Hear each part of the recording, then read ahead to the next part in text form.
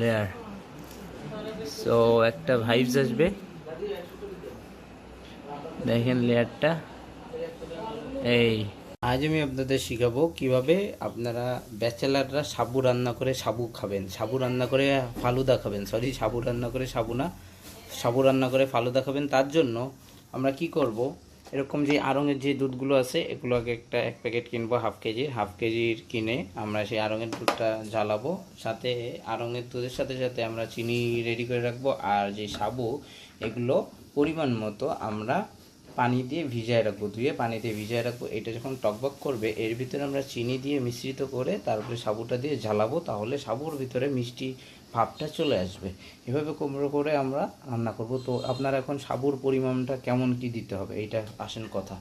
যদি আপনি 500 গ্রাম আপনি এই দুধ দেন, 500 গ্রাম ইউজ করেন, তখন আপনি সাবু দিবেন এক কাপ সাবু দিবেন, বা 1 কাপের একটু বেশি দিবেন, 1 কাপের থেকে একটু বেশি 1.5 কাপ দিবেন, 1 কাপ, আর চিনি দিবেন আপনার স্বাদ মতো, পরিমাণ মতো, আপনি যেভাবে যেমন চিনি যেমন মিষ্টি পছন্দ করেন তেমন। আপাতত দেখি তাহলে এখন দুধটা জাল হতে থাক, সেই পর্যন্ত আপনারা আমার সাথেই থাকুন। ওকে, এই যে এখন দেখেন এই দুধের ভাবটা চলে আসছে, একটু উপরে ঘন ঘন হয়ে গেছে, দুধটা টকবক করতেছে, তার মানে দুধটা রেডি হয়ে গেছে। এখন কি করব, এর ভিতরে আমরা পরিমাণ মতো চিনি দিব। ঠিক আছে, এটা হলো আপনার যে যতটুকু লাগবে ওই মাপ মতো দিবেন। জালটা কমাই দিতে হবে,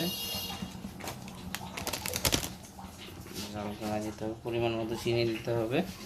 মানে চিনিটা ম্যাটার করে যে আপনার এটা কতটুকু মিষ্টি হবে, এটা চিনির উপর ডিপেন্ড করে। সো আর আপাতত দেওয়া লাগবে না।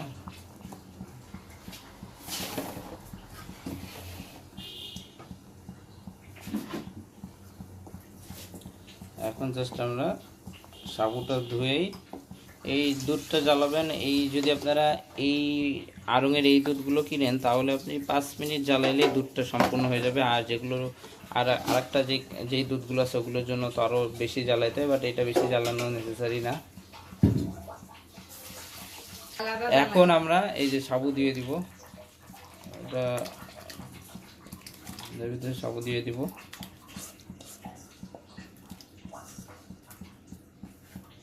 এই যে সাবু দেওয়া হয়ে গেছে। এখন জাস্ট এটা কিছুক্ষণ জ্বালাইতে থাকতে হবে, আর সাবুগুলো ফুটা পর্যন্ত। যখন দেখবো যে সাবুটা ফুটে গেছে তখন আমাদের কাজ সম্পন্ন হয়ে যাবে, মানে আমাদের তৈরি হয়ে যাবে। এখন তার জন্য কিছুক্ষণে ওয়েট করতে হবে, আবার জ্বালাইতে হবে। এখন আমরা যে এটা অল্প চুলার আঁচ এরকম সামান্য থাকবে, আর এই পাশে এটা কন্টিনিউয়াসলি হতে থাকবে। আর সাথে চিনি আর একটু দিতে হবে, আমাদের চিনি রোজার মাছ তো চিনি চেক করা যাচ্ছে না, তাও আমি আমার পরিমাণ মতো চিনি দিলাম। এরপরে লাস্টে আর একটা স্টেপ আছে, জাস্ট হয়ে গেলে আমরা দেখাবো। যে দেখেন এখনও কিন্তু সাবুগুলো ফুটিনি, দেখছেন সাবুগুলো এখনও ফুটিনি। এগুলো যখন দেখবেন যে এগুলো ফুটে গেছে তখন মানে আপনার চোখের আন্দাজ দেখেন এখনও ভিতরে সাদা সাদা আছে। এটা যখন ভিতরে সাদা দানাগুলো থাকবে না তখন ভাববেন যে আপনার এটা ফুল পারফেক্টলি হয়ে গেছে। ওকে, নাও হতে থাকুক। এই যে আমাদের দেখেন সাবুটা তৈরি হয়ে গেছে। এখন আপনারা জাস্ট এটাকে ঠান্ডা করতে হবে, ঠান্ডা করার পর ফ্রিজে রাখতে হবে। ফ্রিজে রাখার পর আইসক্রিম দিয়ে সার্ভ করলে হয়ে যাবে আপনাদের পছন্দের ফালুদা, আইসক্রিম ফালুদা। সো বাকি প্রসেসগুলো আমরা দেখাবো, তো দেখতে থাকুন। এখন এই হইলো সাবু, তারপরে এই পাশে নাশপাতি, আঙ্গুর, তারপরে কলা নিছি, এখানে একটু কালারের জন্য তরমুজ, কিশমিশ দিব, সাথে একটু খেজুরও দিব। তো ফার্স্টে এরকম একটা গ্লাস নেব, গ্লাসে এখান থেকে আমরা সাবু উঠাবো। সাবু উঠায় জাস্ট এটাই দিব।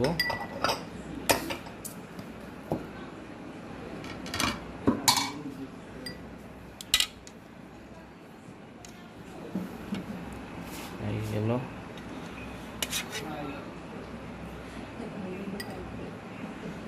এই যে সাবু দিলাম। এরপরে এইখানে একটু নাশপাতি, একটু তরমুজ, দেন একটু ব্যানানা, দেন একটু আঙ্গুর দিব, দেন একটু কিশমিশ দিব, দেন একটু হালকা একটু পরিমাণ খেজুর দিলাম। দেন এবার আমরা কি করব, জাস্ট এর উপরে আর একটু লেয়ারের একটু সাবুর লেয়ারটা দিয়েই এবার একটু দই দিব। যে দই কিনে রাখছি, দই দিব এটাতে, একটু দই, পরিমাণ মতো দই। দই দিলে একটু ভাবটা একটু গ্রেভি আসবে। এই যে দই। এখন এর উপরে আমরা আইসক্রিম দিব। এখন একটু আমরা এর ভিতরে আইসক্রিম দিব পরিমাণ মতো, জাস্ট কালারটা সুন্দর একটা শেড আসবে তার জন্য। এই